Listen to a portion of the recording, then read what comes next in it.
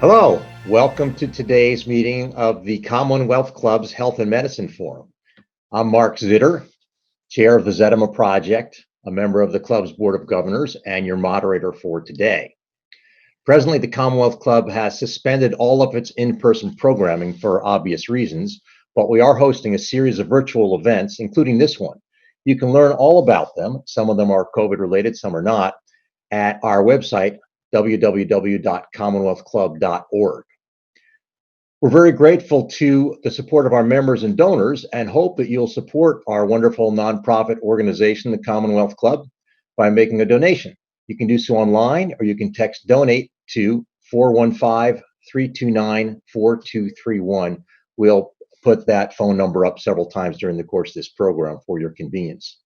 And we also encourage you to like, subscribe, and share videos like this one with your families and friends. And now it's time for me to introduce today's special guest, Dr. David Kessler, author of the new book, Fast Carbs, Slow Carbs, The Simple Truth About Food, Weight, and Disease. Dr. Kessler served as commissioner of the U.S. Food and Drug Administration from 1990 to 1997 under both President George H.W. Bush and President Bill Clinton. During his tenure, he helped design the nutrition facts label that appear on all packaged foods.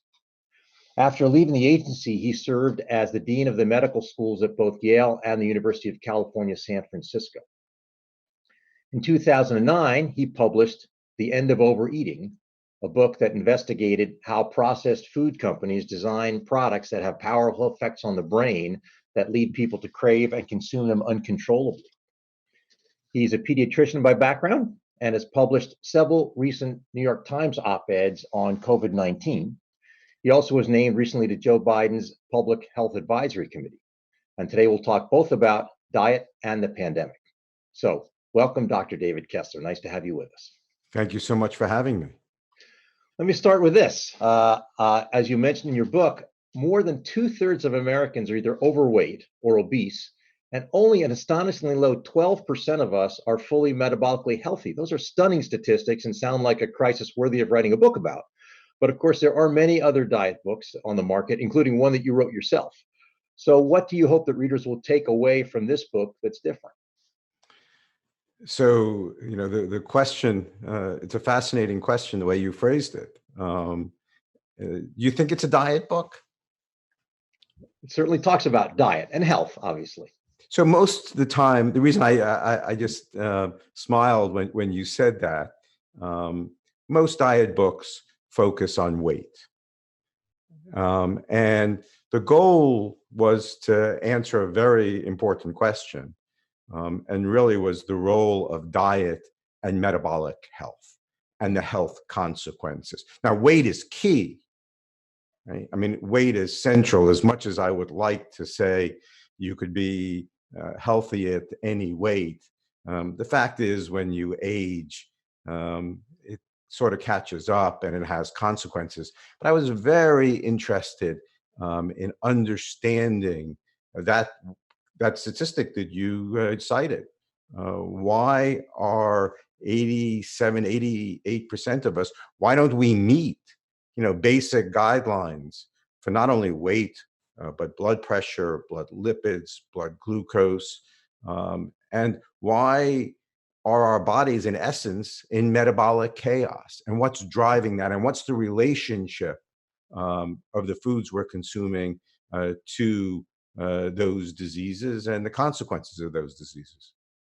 So this was a follow-up to your previous book, and something that struck me most about your book was for years we've been hearing that a calorie is a calorie is a calorie, and if you want to lose or maintain weight, then what you need to do is watch the number of calories you eat. But a central theme of your book is that you claim that what we eat is as important or almost as important as how much we eat, and the two types of carbs is your prime example. So I guess this leads us to the title of your book. What are fast carbs versus slow carbs? So fast carbs include both sugars that many people have written about and talked about, but it's also starches. It's sugars and starches that end up being rapidly absorbed in our gastrointestinal tract.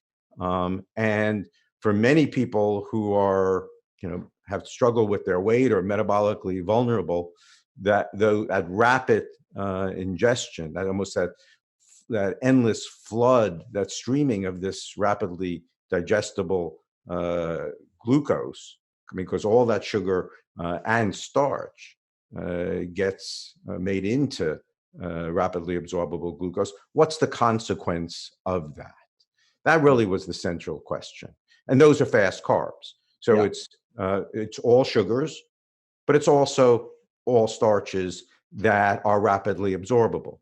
Now, slow carbs are those carbohydrates, those fibers that do not get rapidly absorbed in our GI tract. They don't get absorbed in the upper GI tract, and they make it down to the lower parts where the bacteria are, and also can stimulate other hormone satiety signals. Mhm. So vegetables, legumes, those are slow carbs. Well, the most striking thing I took away from the book was about not only how quickly they're absorbed, but how much of them is absorbed. So my understanding from your book was that the fast carbs get absorbed very quickly and pretty much completely, whereas the slow carbs you mentioned, about half of those calories we actually never they actually never come into our body, so they don't turn into weight in the same Exactly. We don't know all the mechanisms by which these fast carbs have the consequences they do. We know that for many people, they can have severe consequences, both pre-diabetes, diabetes. They go on cardiovascular complications. So we don't know all the science behind the effects of these fast carbs, but we know that they affect. I mean, they're in essence pre-digested, way. right? So we eat them. Our eating rate is quicker with them. They go down in a whoosh. They get all absorbed, all those calories. There's effect certainly on insulin. They don't get down lower in the GI tract, so they don't stimulate satiety hormones. So there are a lot of different mechanisms, right, by which they act. And we never, when we over the last 100 years, as we've created one of these great food processing behemoths, in the United States. We never really asked the consequences. What, what are the effects of processing, of taking the structure out of much of the food, and with the end result that these fast carbs get so rapidly absorbed? What's the effect of this flood of glucose on our bodies? Yeah, and your book made me think about, one of the reasons we eat is because it tastes good, we like it. Certainly, another one is that we're hungry, and these are related but not the same thing. And I hadn't realized how the different types of carbs differentially affect our feelings of hunger and satiety. Can you say a little more about that? So fast carbs get absorbed in the upper GI tract, as you stated. They virtually all get absorbed. They get absorbed very quickly. We know that they trigger blood glucose elevations, blood insulin. We know that those hormones have effect on our brains. We know that that catches us in these vicious cycles. But one of the things that fast carbs don't do is they don't get down to the lower GI tract. And it's the lower GI tract also is where hormones get released, and they can create signals of satiety, of fullness. So, I mean, is it the fact that these fast carbs are not getting down to the lower part of the GI tract, not having these satiety signals? That's certainly one of the mechanisms that I think is in play that catch us in these endless cycles of overeating. So we can eat these fast carbs, but still feel just as hungry as before we ate them in many Uh, ways. Yeah, Absolutely. yeah, Look, yeah. the fact is that much of these fast carbs are also delivery vehicles. This starch. I mean, we eat about 1,000 calories of these fast carbs a day on average. Starch itself. If you go back to kindergarten, you'll remember. Starch is this paste. It's this bland. You wouldn't want to eat it, but now when you realize that starch is a carrier for fat, sugar, and salt, that fat, sugar, and salt in that carrier also triggers and makes food super palatable. And I believe you said that starch actually is in the majority of these fast carbs, right? Well, that's exactly correct. We focused a lot, over the last decade, a lot of good work on sugar. But the fact is that it's not just sugar; it's sugar and starch. While there's no doubt that the American diet contains a lot of sucrose, the vast majority of these processed foods, the central component is starch. So it's starch and sugar. Yeah.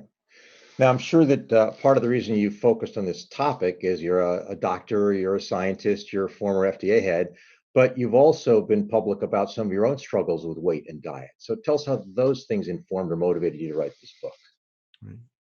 Right. So I mean, I have suits in every size. I have gained and lost weight repeatedly. But the hard part is to be able to keep it off. Mm, That's the real struggle. And when you look at these studies, mhm, you find that almost any diet, people can lose weight in the short term. But it's around 6 months where weight starts creeping back up. And the fact is that in many of those studies where weight comes back after 6 months, you see that it's the introduction. People go back to what they used to be eating, and much of that is fast carbs. So the diet works in the short term, but this notion that a diet, you lose the weight and then you don't have to be on it, that's just not the way the thermodynamics work. yeah. You have to be on it, I mean, for a lifetime. As soon as you let up, and especially for people who, struggle with their weight, who are metabolically vulnerable, who have pre-diabetes, once you start reintroducing these processed carbs, it's almost impossible to keep the weight off. Mhm, mhm. So do you have any tips or things that have been successful for you in that regard? Yeah. I find, for me, that um, almost any processed carb, leads to more processed carbs, lead to more processed carbs.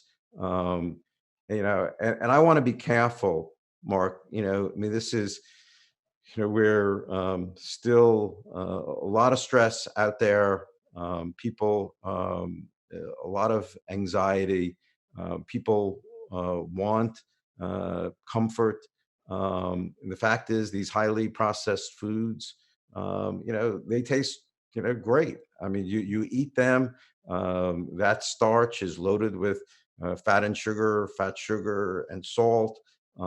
And you eat it, and you're in this momentary bliss. And I don't want to take away that comfort. There's also, the question of what you can get hold of, what's in the house, what you can afford.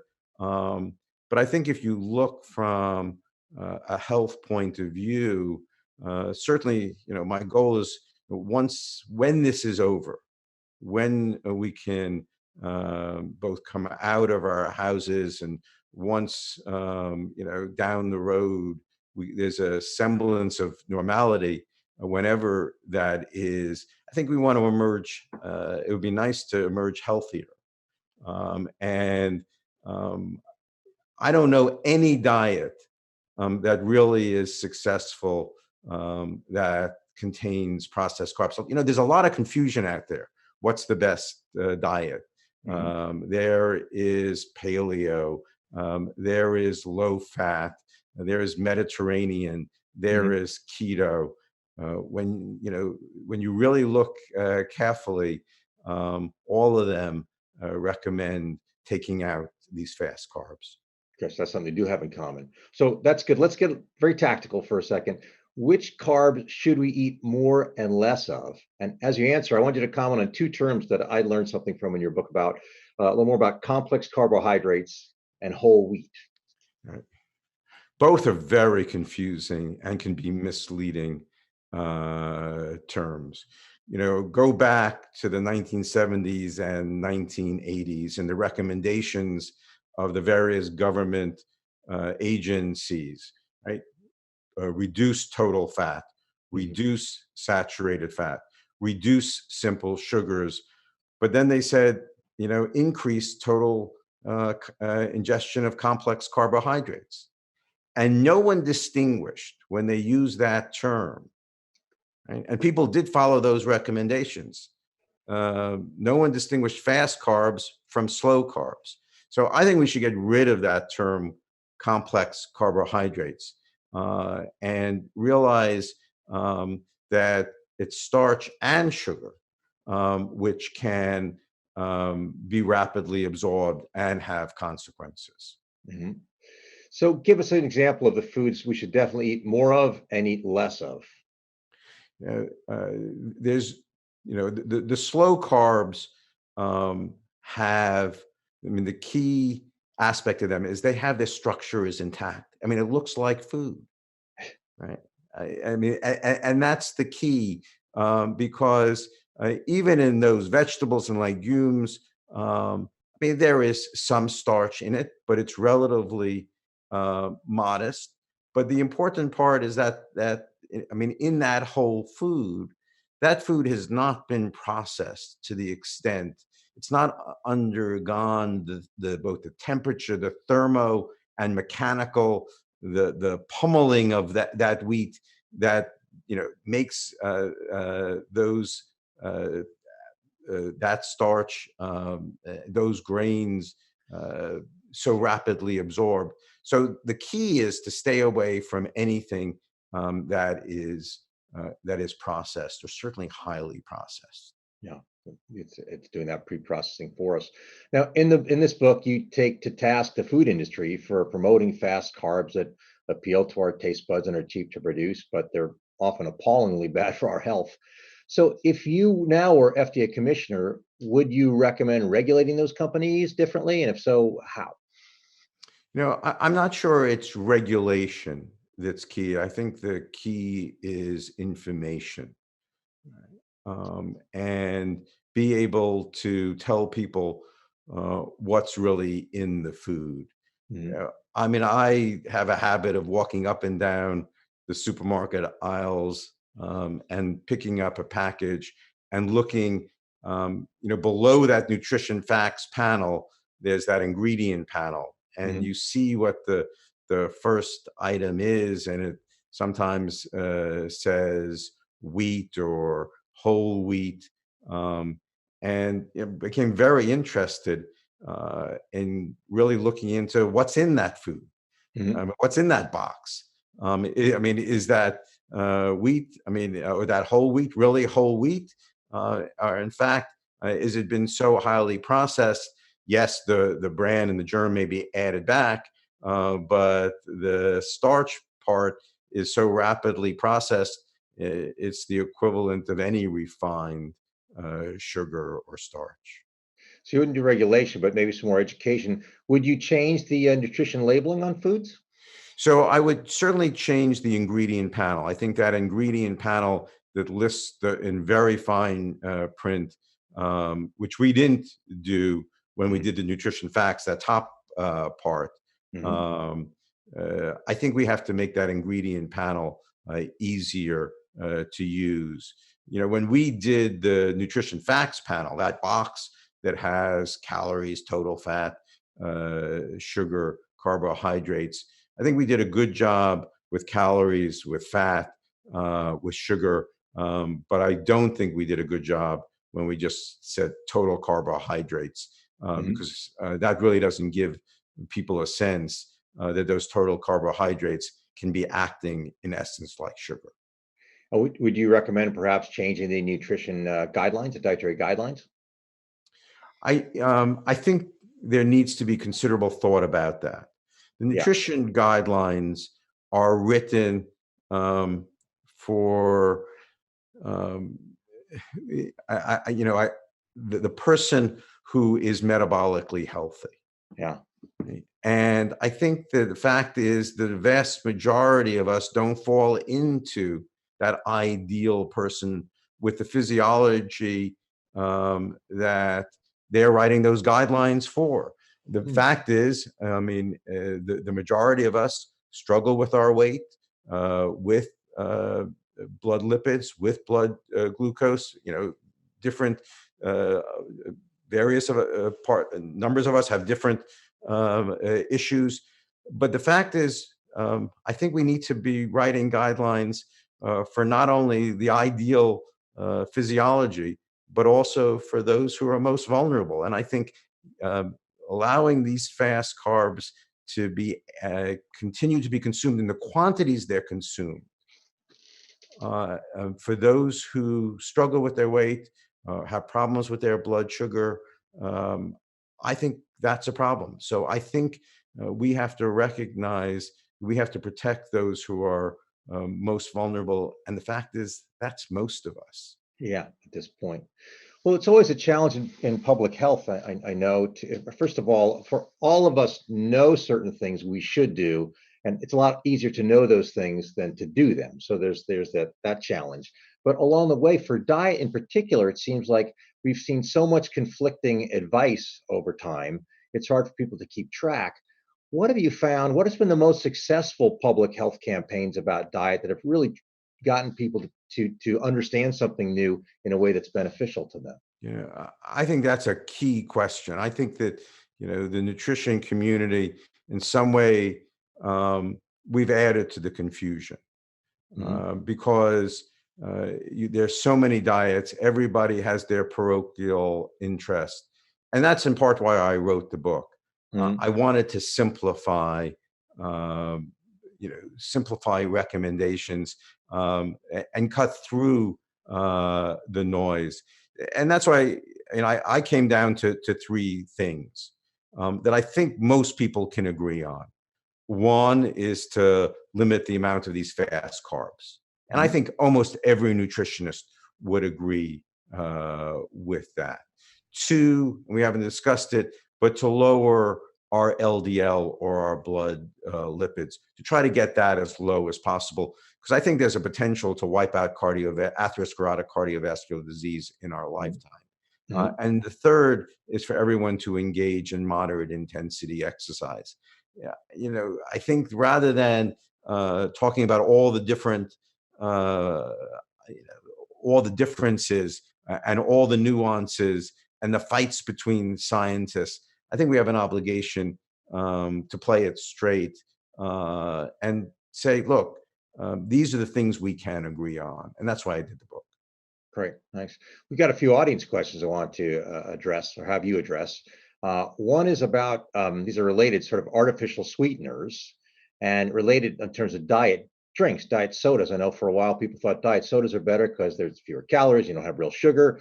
But then there's some evidence that actually people gain as much weight with diet sodas and so forth. So, what about the health of these artificial sweeteners at all? And then also, is it better to have diet drinks than non-diet drinks?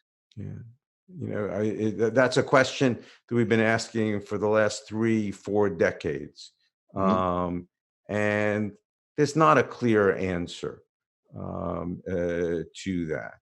Mhm. I mean, certainly in the case of the individual who's going to drink a 200 calorie soda versus a 0 calorie soda, um, uh, the answer is zero is better than 200. Mhm. Um, Compared to water and other beverages that don't have these sweeteners, if you can do that, that's obviously better. But there's still not a clear answer, a scientific answer that I can point to data that show that diet drinks are the driver of increased appetite. The problem is that people who drink diet sodas, I mean, also drank sodas. They also like sweeteners. So that a lot of that research is sort of confounded. I don't think it's the diet soda as much as getting the brain conditioned to like sweeteners, because once you do that, once you use food for the reward pathways, you're sort of stuck. That's a problem. Yeah. Um, One question we got too is how does wine and alcohol fit into the whole fast carbs, slow carbs equation? Yeah, that's also a great question. Um, and I can answer that from the reward pathways Mhm. as much as from the metabolic pathways, because whether it's alcohol or whether it's sweetened beverages or it's hyperpalatable foods, they all work on the same reward pathways. And they all give us this momentary bliss. They all can trigger an emotional reaction when we get cued. Um, so they work on the same pathways. Mhm. Um, uh, Again, the the metabolic issues, I mean, are less important than the fact that they all really focus on that reward pathway. Mhm, mhm. We got a question about something that's been in the news a lot lately, and even the medical journals, intermittent fasting. What are your thoughts about that? Certainly, if you intermittent fast, you're going to reduce the number of calories. The question is, how long can you do it? You certainly will quiet down the metabolic pathways. You're not flooding your bodies for periods of time. Um, Whether it offers any super advantage over just cutting out fast carbs over the long term. I haven't seen any data to suggest that there's any super properties of intermittent fasting. But obviously, if you fast, less fast carbs, less metabolic chaos, and that's important. But it's not clear that there's any real super benefits. Okay. Okay. We had another question too about whole wheat bread. Is it okay to eat them in moderation? So look, I mean, I'm not going to, in moderation, anything is sort of fine, but just recognize that much of the whole wheat out there is not whole wheat. That's I important. mean, it is processed, and it's been highly processed, and that label has to change. We have to have much stricter requirements uh, because for many products, consuming that whole wheat, yes, you're getting some bran, you're getting some germ added back. There may be some benefit on that from that fiber, but the other big component of that whole wheat, that endosperm, that's highly refined and it's problematic. So we shouldn't assume that whole wheat means healthy, right? That's correct. All the way too. Uh, Question about gut bacteria and how, to what degree does that impact the way people respond to a diet or calories? An emerging field. If you can get food down into your lower GI tract and let some of the bacteria do the processing rather than the food manufacturer do the processing, I think we're much better off. There's still a lot of science that we don't know, um, but I'm all in favor of the slow carbs and letting them interact with the microbiome. I think that's much better than the processed stuff that gets rapidly absorbed higher up in the GI tract. Okay. We had a question about what if somebody is on SNAP, meaning they have lower income and they've got fewer choices. What are the healthiest fast carbs that they can get if they need to use them? You know, I think there's been a lot of work with SNAP being able to encourage and create incentives and allow some of those SNAP dollars to buy more healthy foods. Mhm. And I know people have been working on that. Um, I think that the goal is if it doesn't look like food, I mean, I would stay away. Um, I think that structure, that natural structure, because once you alter that natural structure of the food and you destroy the integrity of that food, that's going to be rapidly absorbed, and that's problematic. Mhm. Um, So look with the SNAP dollars, if it looks like food, um, uh, that's where I would spend those resources. Great. Well, there's a question about, I just heard a little piece of trivia that the only natural food that doesn't spoil is honey. I'm not sure if that's true. I heard that, but the question for you is, what's your opinion about honey as a food? Yeah.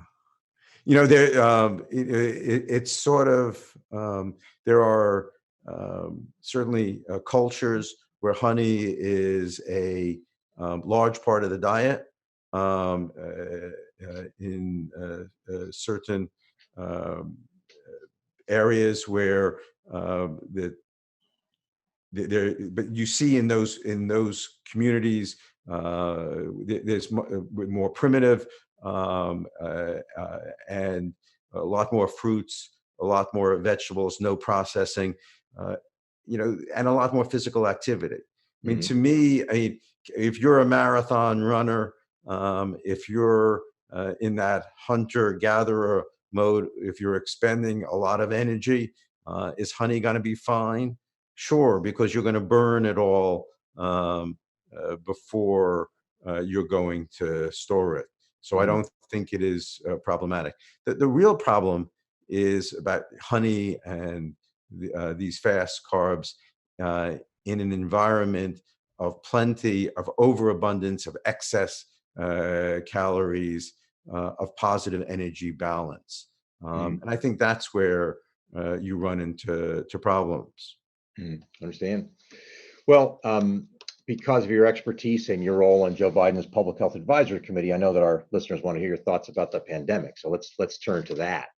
Almost exactly 2 months ago, it was March 13th, you published an op-ed in the New York Times saying that, I'm going to get this quote, this is March 13th, you're saying there is no reason the testing infrastructure can't be up and running in 7 days so that every person in America who needs a test can be tested.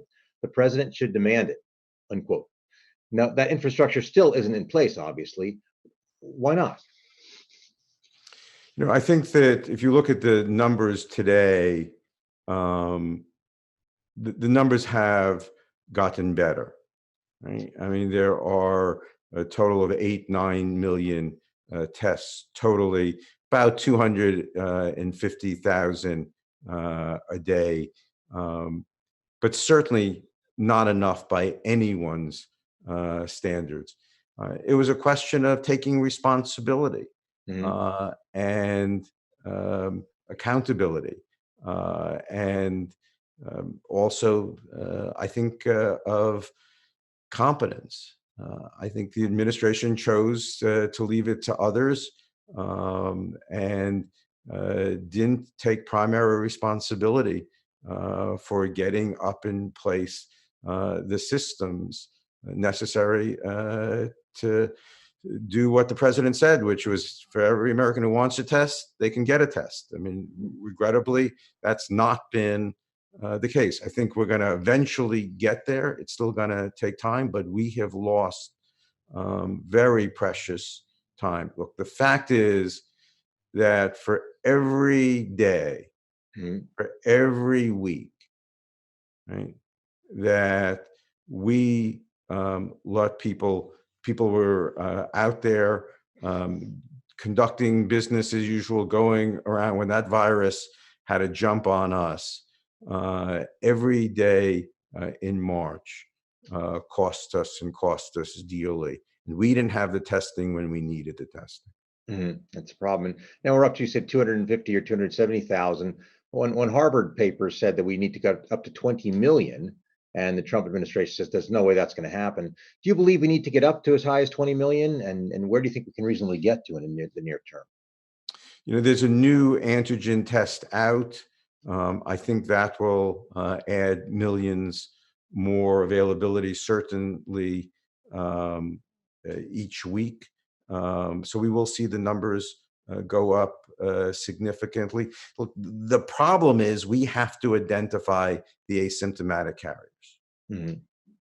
Right? If take somebody who's 65 in their house and they're wondering, can I go out again? Will it be safe?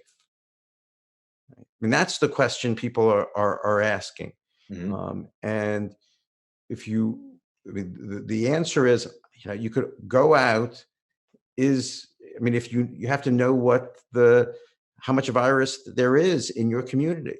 Mhm. The people you're interacting with, are they positive? And the problem is they may be positive and they don't have symptoms. And that's the only way you're going to be able to know whether the people you're interacting with are Mhm. positive is if they're tested, Yeah. Yeah. right? So, I think we could all agree the more testing that we do, the safer we can be. And we lost mightily because we weren't able to realize that for weeks and weeks, this virus was spreading exponentially, and we didn't even see it Yeah. because of a Yeah. lack of testing. Right. Now, you wrote another piece in the New York Times last month that our collective behavior will be the primary determinant of whether we can keep this virus in check. So I want to ask you, what are the key behaviors? And then do you think we actually will follow them? I am concerned.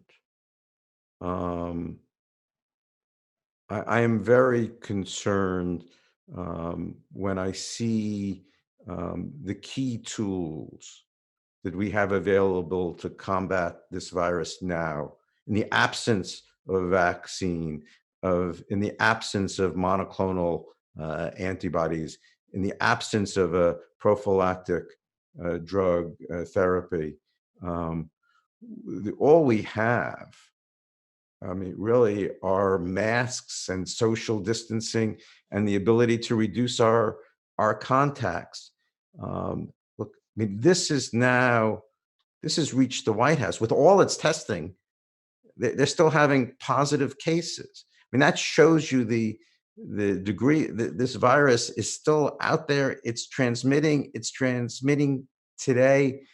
There's some 20,000 confirmed new cases in the country. Those are the confirmed cases.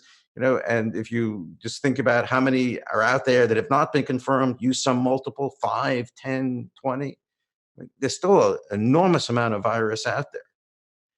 And I think that the tools that we have are masks, Hmm. social distancing, trying to reduce the effective contacts between people so the virus can transmit. And I see it increasingly becoming a political issue, the Yeah. mask issue, and I don't get that. Mhm. We hold each other's fate in our hands. How I act, right? If when I go out, affects you and it affects my neighbor. Um, and I don't think this is about, I don't think we should think about this in terms of laws and regulations. And these are things I am mandated to do. This to me is one of the great moral questions. How can we act as individuals, as citizens? How do we protect each other?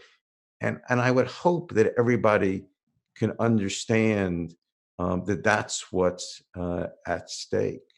Yeah. Yeah. Well, clearly we're seeing a tension between public health and civil liberties. And unfortunately, often that seems to be breaking down by political party. But I will say that people who are more concerned about reopening the economy and civil liberties will say that, hey, California was the first state to issue these statewide shelter in place orders and feels very proud of that and kept most of its hospitals from getting overwhelmed. But our new case rate's been pretty stable for the last 5 or 6 weeks. And public health people said we have to do that to make it drop. Why hasn't it dropped? It hasn't dropped because there's still transmission. Yeah. We plateaued as a country, but we're still hovering. The reproductive level is still across the country pretty close to 1. And there's not a lot of room for error. For error here. Look, we're at 20. Figure in New York City is what, 20% immunity, 25% population immune. Serological tests aren't perfect, but let's take that number. Most scientists recognize that we're not going to be able to slow down this virus until that herd immunity number gets to 60, 70%. So this virus, whether we like it or not, is going to run its course. Just because we have, many of us have stayed home and had the privilege of staying home. Others have had to be out there. They've come back home. This virus is still very, the transmissibility is very high. It's not gone by any means. And I just don't understand. You phrase this as a choice between public health and civil liberties. Ask anyone who cares about their civil liberties, what's the civil liberties of that, 80-year-old in a nursing home, that meat packer, that person who works in that meat packing plant, that prisoner, that prison guard, everyone in those tight circumstances. This is about how we're going to take care of each other. I don't understand why we can't come together as a country and say, look, of course we have to open up, but let's do it as safe as we can. Let's have, for those of us who can continue to work at home, let that happen. For those who have to get the economy going, let that happen. But let's provide them with the tools they need to do it safely. I don't think it's that hard to come together, and I don't get the dynamic that's at play of why we're fighting with each other and why there's not a unified approach to deal with this virus. Yeah, but clearly there is to some degree. But understand the consequences of that. Yeah. Right. We are about 4% of the world's population. Right. 25% plus of the deaths and cases. Like COVID. Right. How do you think the rest of the world's looking at us right now? We can't get our act together. The consequences of this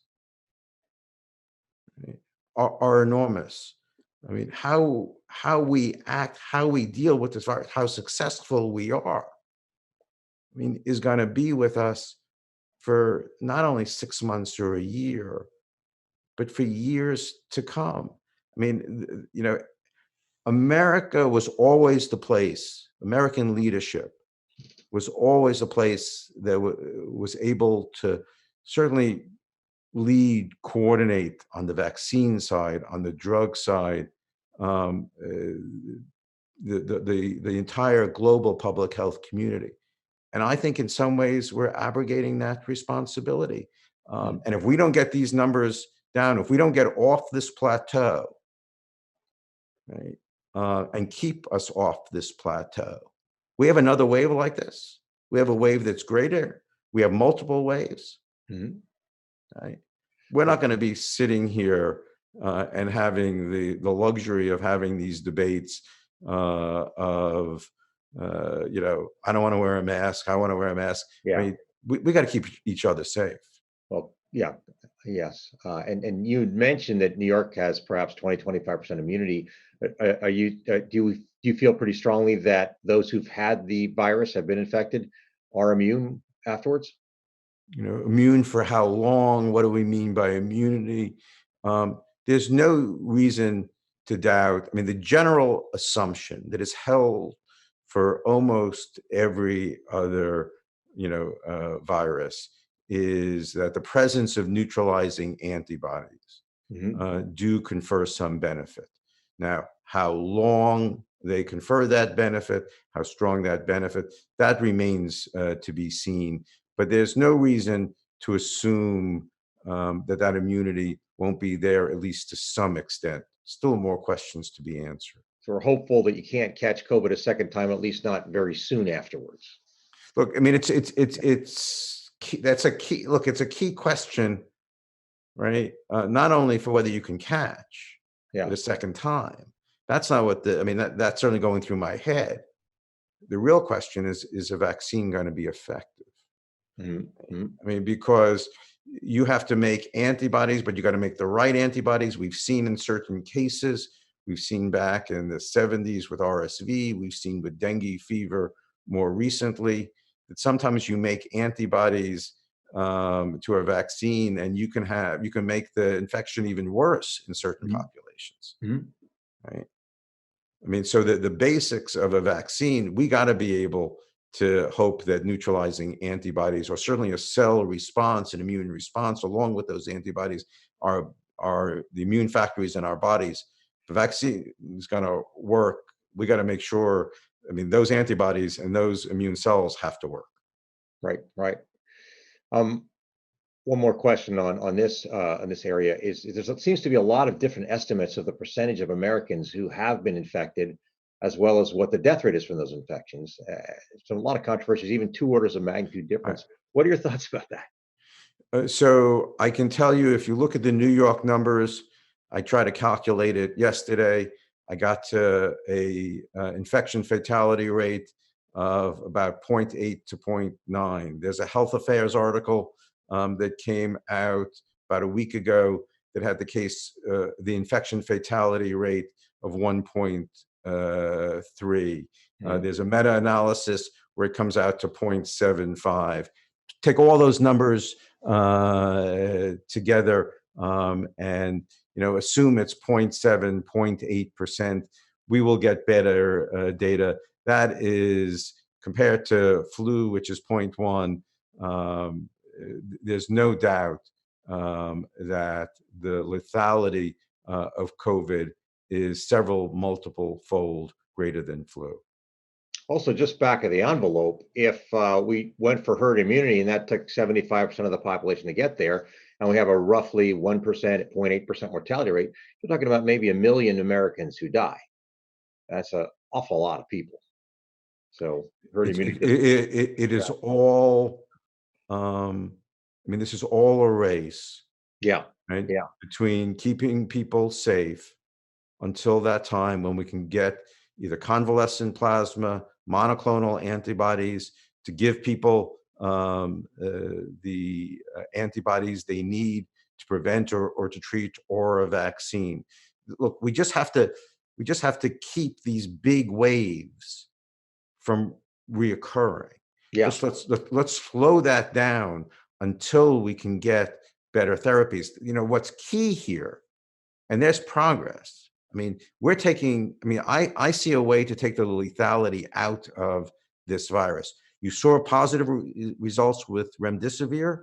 That's Mhm, for the viral phase. There's an inflammatory phase, a second phase where people crash mhm. and get this ARDS pattern. There are anti-inflammatory drugs for which there's clinical effect. We're going to be able to put together different combination therapies that will reduce the fatality. And by reducing the fatality associated with this, we can at least manage this disease without the threat of the death rate being what you suggested. Great. Well, David, as important as this issue is, people on the who are watching want to get back to talk about carbs. So I have another couple questions for you about that. And one is about the relationship between carbs and glycemic indices. I know you talked about this in the book. Is it the same thing?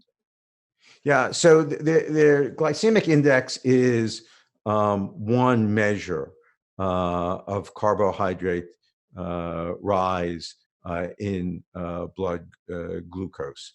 And you can think about it that way. The problem is glycemic index, for a number of reasons, is not a perfect test. So I think that certainly fast carbs do correlate with higher glycemic index. The problem is sometimes you can have foods that are low glycemic index, and for certain aberrations, there are also fast carbs. There are some other research measures how quickly the starch is absorbed, but there's certainly it's one metric that can be used. What's the best way, here's another question, to overhaul a diet to get rid of the fast carbs? Cut out processed foods. It's pretty simple overall there too. And here's a question that sort of bridges the two topics. So it's not quite about carbs, and it's about vitamin D, that most people who die from COVID, according to this audience member, have been found to be low in vitamin D. So if that's the case, would supplements reduce the risk of getting sick or ill from COVID? Yeah. I haven't seen that data, and I need to look at that data and will. But I just, without seeing that data, I can't comment. Okay. How do plant-based diets relate to your recommendations regarding carbs? So, plant-based diets, um, again, can be good, but I mean, plants produce a lot of starch. That's a fast carb. So the real question is what kind of plant-based diet, um, uh, I think is key. Um, so again, one can't just generalize and say all plant-based diets, heavy starch, rapidly absorbed, just because it's plant-based, is not going to uh, get you to where you want. I think that whole plant diets, non-processed Yeah. foods, plant diets, and I think that's probably the intent of the questioner. No doubt that if one's looking for the optimal diet, certainly both to reduce fast carbs as well as to reduce LDL. We haven't spent any time doing that. Plant-based diets can be very effective in doing it. You can get a reduction of as much as 40% in your LDL, which we know is causative with atherosclerotic heart disease by a plant-based diet, at least many people. It's not going to be as powerful as some of the drugs out there, but certainly a major advantage in lowering your LDL. Yeah, I know. So it's interesting. Your second major recommendation about reducing LDL said, do it via a plant-based diet or medication, and talk about the differences or why you would want both of those.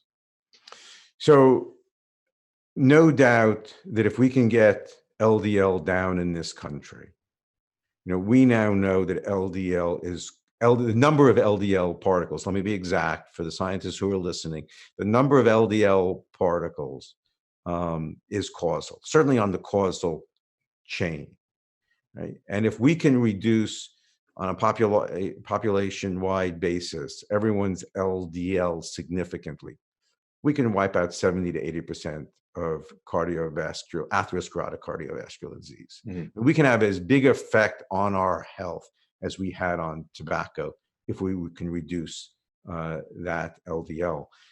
And the easiest way to do that is with a plant-based diet.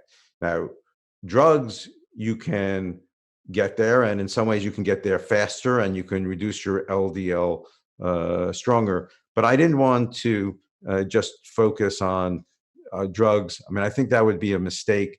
I think diet is a big part of that. I asked the great cardiologist, Gene Braunwald, if drugs work so effectively, do you just say, well, let's forget about diet? And he said, no. I mean, it is the first thing that we should all focus on, because medicines do have some side effects. They are not the perfect answer. And if you can get your LDL down, and we all do that, we can wipe out much of heart disease certainly atherosclerotic heart disease in our lifetime. Terrific. Well, I have a specific question about the humble potato. Are potatoes fast or slow carbs? And they aren't processed, but aren't they full of sugar? Should we eat more potatoes? The fact is that when you cook that potato, you gelatinize that potato, and it becomes a fast carb. I mean, can you have the structure of the potato maintained so it's less rapidly absorbed? Sure. Certain boiled potatoes do not have the same effect, but the vast majority of these potatoes are processed, and they are, it's like eating any other sugar. No, so you wouldn't prescribe French fries. Yeah. Th- That's Yeah. um, that's clear. And difference between white potatoes versus sweet potatoes or yams? So a great question, right? Different kinds of starch. Certain starches are resistant starches in the sweet potatoes. and others so they don't get as rapidly absorbed? It's a good question. Great. So tactically, someone asked, what are 5 plants that we should eat? 5 plants. 5 plants. Well, the question is also what five grains we should eat. And there are certain grains, such as buckwheat, pumpernickel, certain kinds of flours that are more resistant starches. The answer is any plant whose structure is intact, right, or essentially intact, and has not been pulverized and not subjected to the thermomechanical forces of that food processing. So any plant whose structure is intact. That's probably how we make them. Okay. And then here's the reverse type of question. What are the very worst processed foods? Anything that takes that wheat kernel, subjects it to intense heat, intense shear forces, and makes it into something that it doesn't look like food. Mhm. So it's anything that has been subject to that intense heat and those intense shear forces that's going to destroy the starch molecules, increase the surface area, increase the rate by which we digest them. And if I'm not a scientist and I want to understand how much things have been pulverized or processed, is there a way I can tell that from the label on the package? Fair point. No. You can look in the box and Mhm. say, does it look like anything like food, that anything that's grown? So you can have a sense if it's not growing in that form, in that field, if you haven't seen it in nature like that, it's going to have been subjected to pretty intense heat, pretty intense shear forces. And someone asked a question, you've mentioned if food is intact, what does really intact mean in this context? So what you want is the food just not to the membranes, the structure, the way the starch molecule is even packed together. Once you destroy that by intense heat, by intense shear forces, you're going to increase the surface area, and you're going to increase the ability of our enzymes in our digestive system to quickly absorb those molecules. So, I mean, it's a question of literally pummeling that food, which is what food processing does. Yeah, yeah. I remember when I was a kid, I used to love orange juice, and I thought it was so healthy for me. And I later learned that just drinking the orange juice by itself is a very high percentage of sugar, whereas eating the orange is much healthier. You have the structure, you have the fiber. I mean, Yeah. sure, you have some of the juice that is still there, and there's still some sugar, but you have a greater chance because of that structure, that food, because of that fiber, of much of that orange making it into the lower part of your GI tract, and it's not going to be as rapidly absorbed. And do you worry can one eat too much fruit? I mean, Sure. in terms of getting too much sugar from fruit, Yeah. if you're just eating regular fruit. Yeah, look, I mean, you asked me the question about, I mean, could I, in moderation earlier?